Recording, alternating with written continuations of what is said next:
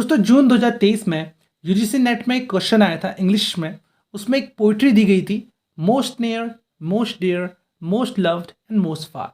यहाँ से ये पोइट्री शुरू होती है। लेकिन आपको पता ही है कि इस पोइट्री के ऑथर के बारे में बिल्कुल नहीं दिया जाता है। आपको करना क्या होता है कि अपने सेंसेस का यूज करके पोइट्री को आपको एनालाइज करना होता है। बस इतना ही आपको करना होता है। अगर आपके सेंसेस काफ़ी अच्छे हैं पोइट्री को एनालाइज करने में, तो आप पूरे नंबर भी ला सकते हैं।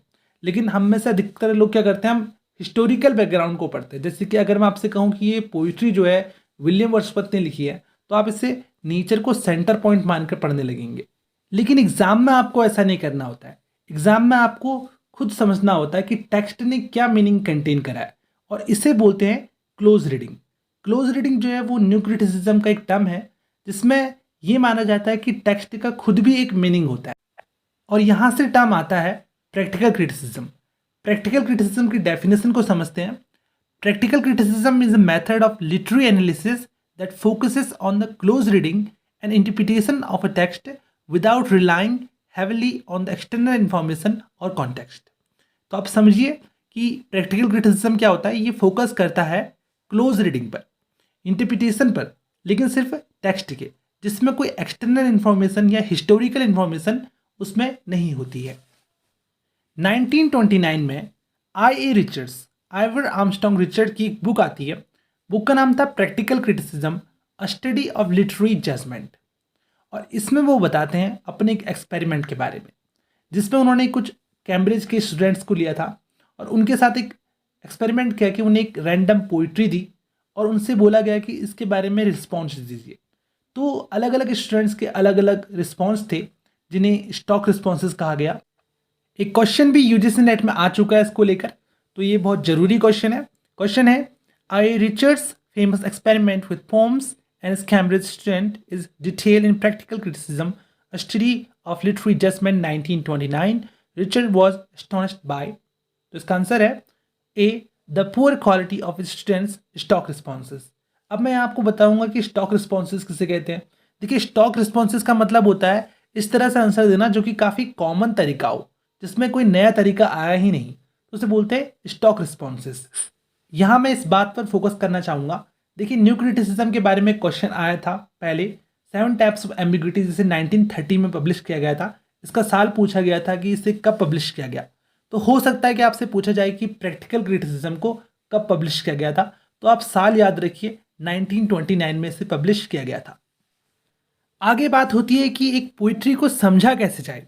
अगर उसे हम हिस्टोरिकल तरह से नहीं देख रहे हैं, अगर उसे ऑथर का नाम लेकर नहीं उसे देख रहे हैं, तो पोइट्री को कैसे समझा जाए, और आपके एग्ज़ाम में भी काफ़ी काम आ सकता है।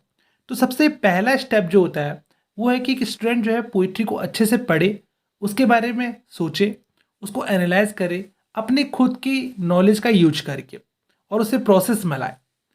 सेकेंड स्टेप है कि स्टूडेंट जो है पूरी पोइट्री को समराइज करे। जो भी उस पोइट्री में सेंस बन रहा है, उसका जो भी सेंस निकल रहा है, उसे समराइज करे। थर्ड पॉइंट है कि क्लोज रीडिंग करी जाए। जो टेक्स्ट है उसको क्लोज रीडिंग करी जाए, तब उसे समझ में आए कि इसकी थीम क्या है। फोर्थ पॉइंट जो होता है वो होता है कि एक लाइन को दूसरी लाइन से जोड़ा जाए। पोइट्री की जो एक लाइन है, एक सेक्शन को दूसरे सेक्शन से जोड़कर एक कनेक्शन बनाया जाए दोनों लाइन्स के बीच में। और फिफ्थ जो पॉइंट है उसका मतलब होता है कि पोइट्री का कंक्लूजन किया जाए कि पोइट्री क्या कहना चाहती है। सिक्स पॉइंट जो है कि पोइट्री को एज अ होल पढ़ा जाए, होल रीडिंग करी जाए पोइट्री की, और उससे कंप्लीटली एक प्रोज फॉर्म में समझा जाए। अगर आपको प्रोज प्रैक्टिकल क्रिटिसिज्म लिखना जानना है कि कैसे लिखते हैं, तो मैंने एक लिंक डिस्क्रिप्शन में दिया है, आप उसमें चेक कर सकते हैं। उसमें डिटेल से दिया है कि how to write a prose practical criticism.